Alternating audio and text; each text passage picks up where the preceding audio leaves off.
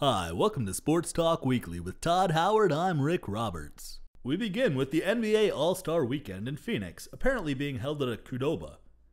A new slam dunk champion was crowned after Nate Robinson leaped over Dwight Howard, teabagging his way to victory. The 5'9" guard was so elated after his win, he said he felt like he was 6 feet tall. The NBA added a horse contest to its All-Star festivities for the first time ever.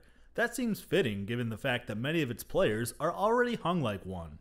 Jose Canseco's attorney has told the Post that Alex Rodriguez's positive steroid tests confirm his client's past claims. The news comes as a surprise to many who didn't realize Jose Conseco could still afford an attorney. A-Rod admitted using performance-enhancing drugs from 2001 to 2003, but he wasn't sure what he took. At least that's what his script said. This pretty much kills A-Rod's Hall of Fame chances, so we've assembled a montage of his greatest moments never to be seen in Cooperstown.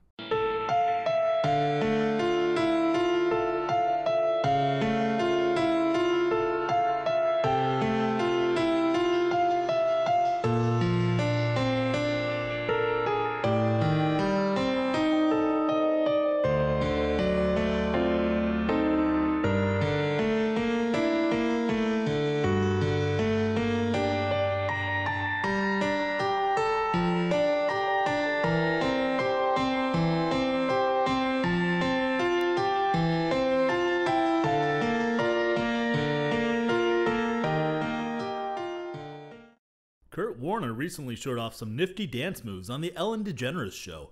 Then again, he has a long history of dancing with women that look like men. Larry Fitzgerald led the NFC to a 30-21 victory at the Pro Bowl in Hawaii.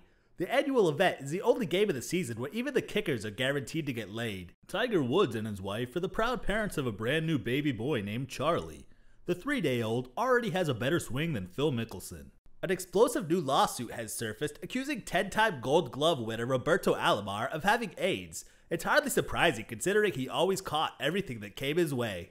Mike Tyson plans to publish a tell-all memoir. It promises to be the first book ever written entirely in monosyllables. Elgin Baylor is suing the Los Angeles Clippers for employment discrimination. Let's hope for their sake they're a little better in a court than they are on one. Lance Armstrong had his time trial bike stolen at the Tour of California this week.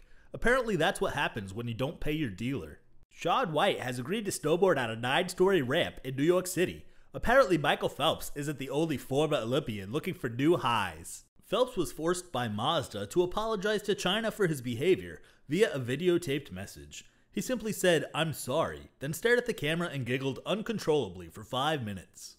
Daryl Strawberry has finally completed his first book. Coloring it, that is, not writing it. A man has been sentenced to jail for impersonating Yankee pitcher Joba Chamberlain. Authorities first suspected the man was a fraud after noticing he consumed only 10,000 calories per meal. Red Sox outfielder J.D. Drew reportedly still has back problems. It's not surprising considering he didn't rest in rehab, but instead spent the offseason solving mysteries. An Austin man has been arrested after police say he stole $178,000 worth of NASCAR tickets and tried to sell them online. The news comes as a shock to many people who didn't realize NASCAR fans actually knew how to use a computer. Animal Planet is producing a new 12-part series that will take viewers into the lives of jockeys. The program has been tentatively titled, "I'm Down Here, Damn It." Mike Green set an NHL record for defensemen by scoring a goal in his 8th consecutive game.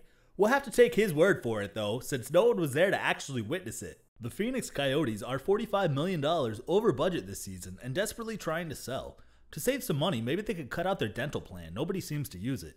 Or maybe they can move back to Canada, where people treat hockey like a cokehead treats an 8-ball, where you don't need an excuse to start drinking before noon, where they say things like "take off, you hoser," and "craft dinner." Which brings us to What the F.